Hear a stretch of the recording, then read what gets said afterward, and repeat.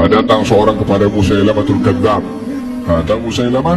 Musailamah adalah orang yang mendakwa dirinya menjadi nabi pada penghujung kehidupan Nabi SAW dan diperangi oleh Sayyidina Abu Bakar As-Siddiq radhiyallahu anhu wa arda. Mengatur tentera, Sayyidina Abu Bakar As-Siddiq didapati di salah satu tentera itu seorang perempuan bernama Nasibah atau Nusaybah binti Ka'ab Al-Ansariyah. Dia dengan pegang senjata, dengan pedangnya. Ini orang berjihad, perempuan telah wajib untuk berjihad. Kata Sayyidina Abu Bakar, kalau engkau tak apa. Pasal apa? Sayyidina Abu Bakar tahu ini sejarahnya Nasibah atau Nusaybah binti Ka'ab Al-Ansariyah. Dia adalah dahulunya bertugas sebagai perawat dalam peperangan yang dihadiri oleh Nabi SAW, yang memberi minum, yang merawat orang yang sakit, yang terluka, dan menyediakan makanan. Itu pun juga termasuk daripada perjuangan dan jihad yang dilakukan oleh waktu itu kaum muslimat pun juga terlibat dalam masalah jihad. Bukan difahami orang perempuan di zaman Nabi SAW dikurung di rumah sahaja. Tak, mereka ada penglibatan dalam kehidupan bermasyarakat di Madinah dan juga termasuk dalam masalah al-jihad, ikut dengan Nabi SAW. Ini Nusaybah, sedikit kita keluar daripada tajuk. Nusaybah atau Nasibah ini ketika bertugas sebagai perawat dalam peperangan Uhud, mendengar seorang lelaki bernama Ibnu Qam'ah. Ibnu Qam'ah ini seorang musyrik Quraisy yang dia berazam keluar daripada Mekah untuk membunuh kepada Nabi SAW. Dia mengatakan, mana itu Muhammad? La najautu in najah. Saya tak mau selamat kalau dia masih selamat. Kata Ibnu Qam'ah. Suara yang lantang kepada Ibnu Qam'ah didengar oleh Nasibah.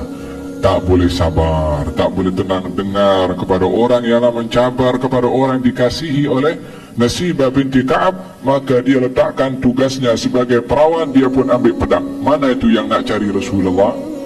Dia pun maju ke depan juga. Maka kata Nasibah ini yang bercerita, Nasibah sendiri menceritakan ketika ditanya oleh cucunya. Cucunya bertanya, macam mana kau hadir dalam peperangan Uhud? Diceritakan sebabnya ketika dia mendengar suara daripada Ibnu Qam'ah yang mencari kepada Rasulullah. Maka dia pun yang maju dan mengambil kepada pedang. Dicari itu Ibnu Qam'ah yang ingin membunuh kepada Nabi SAW. Maka kata Nasibah, aku beradu pedang dengan dia dan aku sudah berkali-kali pukul, kena kepada anggota bahagian tubuh badannya, tapi tak kena kepada tubuh badannya pasal dia pakai baju besi. Kalau tak pakai baju besi, habislah dia.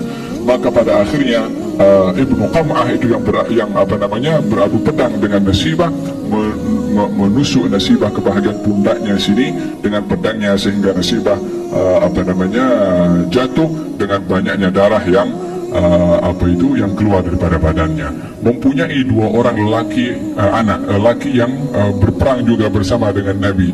Salah seorang anak lelakinya datang menghampiri kepada ibunya yang terluka dan ingin diselamatkan. Kata ibunya, engkau pergi lindungi Rasulullah sana.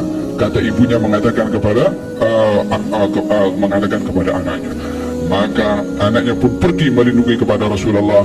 Kata Sayyidina Abu Bakar As-Siddiq mengatakan, sebelum Nasibah itu terkena pedang, baginda Rasulullah menceritakan dalam keadaan beliau sedang dikejar dan dihujani dengan berbagai macam senjata dan panah. Kata baginda Rasulullah, aku melihat ke kanan, aku nampak dia di sebelah kanan. Aku melihat ke kiri, aku nampak dia sebelah kiri. Yang menghalang itu senjata-senjata apa yang akan mengenai kepada Nabi Muhammad SAW. Perempuan, tapi bukan sembarang perempuan.